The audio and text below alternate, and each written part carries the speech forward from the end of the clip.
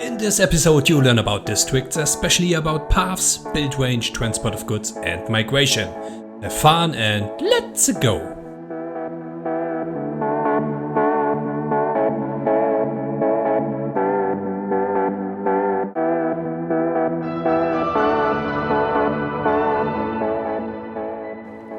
If you begin with the game, there's a high chance you will build and stay within a small area, but eventually you want to expand.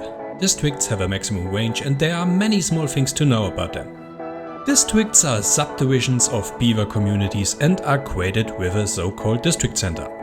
Districts define in which area of influence beavers can work, build and settle. The area can be extended by paths, but only to around 70 tiles inclusive elevation. The area will be shown when you click on a district center. Districts don't share resources. They have to be transferred between with special buildings we will talk about later. Basics first. A building can only be used when connected to a district by a path. Workers like a lumberjack or a scavenger will go outside of a district to gather materials as long as the resource is within the area of their flag. As you can see right now in this example. Builders will construct buildings inside the build range of a district. But a beaver can only work in a building if it is within the district area, directly connected to a path and connected to a visually drawn line which you can see on the path, starting with green and ending with a red color when it comes to its end. So it makes sense to lay down a very straight path to its destination if you plan to make the district as big as possible. Now let's talk about connecting districts. To connect a district with another one, you need to separate them with a district gate, but have them connected with a path, at least for resources. Otherwise you can't connect them and the game will tell you about that. Migration. You can migrate beavers between districts if beavers can reach the other district if there's a way to it, even without them being connected with paths.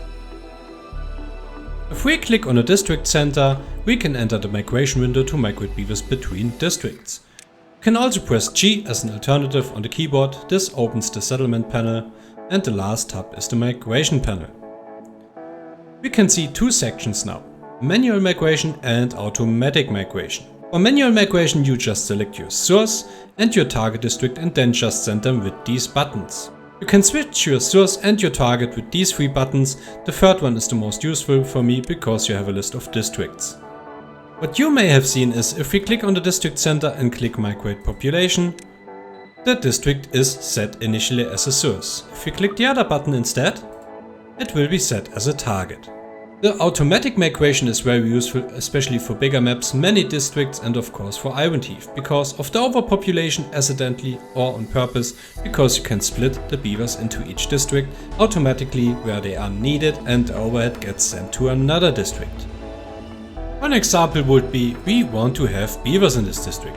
We have 0 at the moment, so we click on migrate population, we scroll down the list, it's selected, and we say we want to have a minimum of 20 beavers. And if we press enter, you see they are directly migrated from other districts because they have overhead or no minimum set.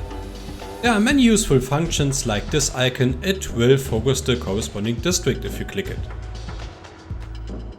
Another one is you can set the source for manual migration, this button, and your target district with this button.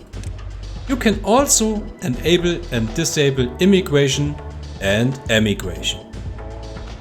Trading.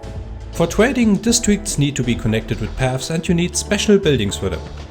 To send goods from one district to another, you need to build a distribution post, and to receive goods, you need a drop-off point, which can be built directly because, like a district center, it doesn't need any resources.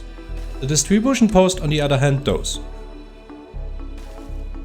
To send goods, select the distribution post and add a route with the add a new route function in its window. Now visually select a drop-off point in another district to open a selection for the good itself. To manage the minimum and maximum amount of goods to send and receive for a district, select the drop-off point and click District Distribution Limits. Resources below the low value you enter won't be carried out for the district and resources above the high limit are not carried into the district.